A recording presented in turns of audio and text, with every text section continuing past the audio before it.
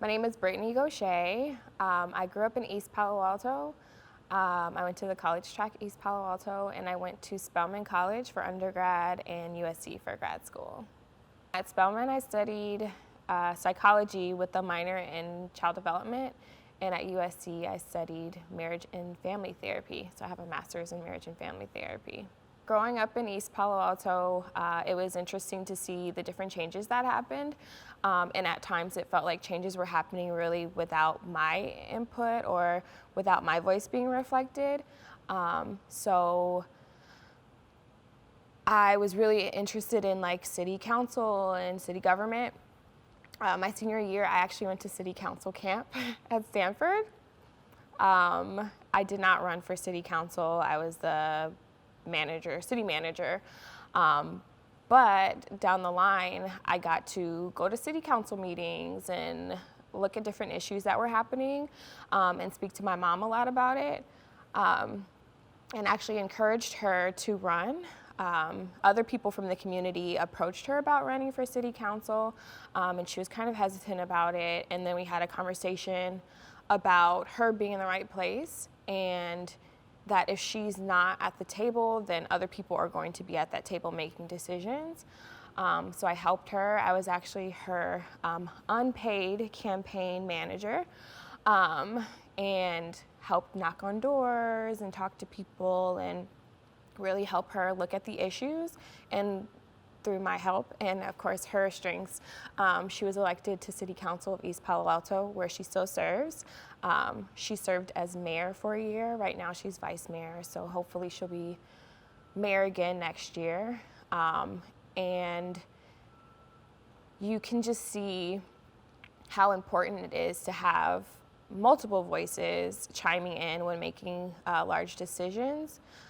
It's actually encouraged me to get involved, so I'm actually on the Measure C committee right now, which uses funds to try and fund different programs throughout the city to decrease crime. And that's really great to see like different nonprofits that are happening and how the police is using their funds to try and decrease crime. So that's really great. And it's fun to see my mom like making decisions and sitting at the table and then her coming home and asking me about things and I get to like put my input in. So even at city council meetings, sometimes I'll text her and say like, well, what about this question? And then she'll say that question and I'm like, okay, I'm kind of on city council too. And recently Amazon came into the city and they wanted to buy some space. And there is a big kind of panic amongst residents because East Palo Alto has kind of held this character of being really homegrown and caring about the citizens.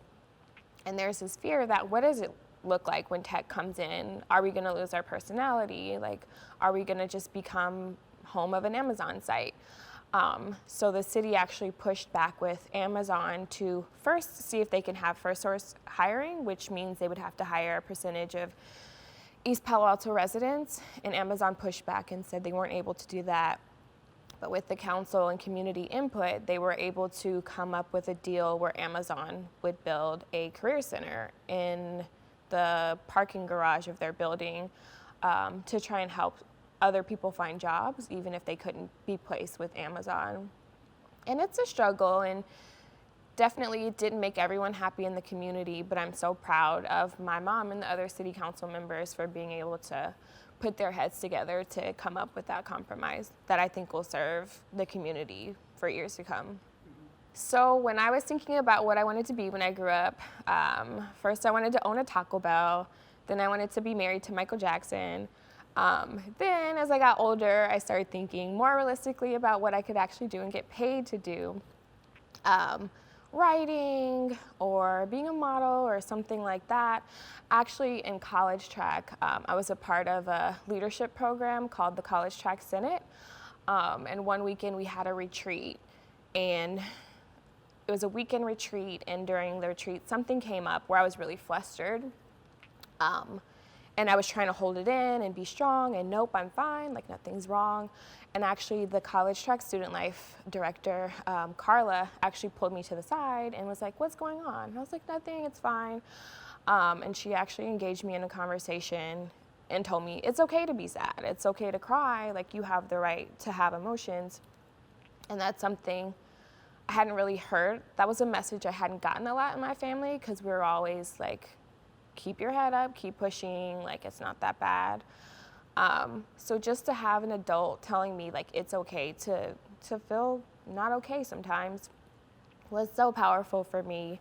And at that moment, I decided I wanted to be that for other people. And so that's why I went into psychology for my major in undergrad. Then I took a child development class, and I was really interested in that. So I got into child development and started helping with middle school students in Atlanta. Then when I graduated, I moved back to the Bay and started working at College Track, where I got to interact with the kids, and I got to have those conversations and realize that even though I was listening to them and trying to be an ear for them and like be supportive, I didn't have the tools to really help them. And that's when I found an MFT program at USC and applied and got in. Because it was important for me to really make a difference and to really like step into that role and lean into being helpful for youth in a way that I needed, and luckily I was able to get when I was in College Track. So one other thing that I'm really passionate about, my dad is actually gay, he's married. And in college, one of my internships that I did was at a organization called Collage for youth with LGBT parents.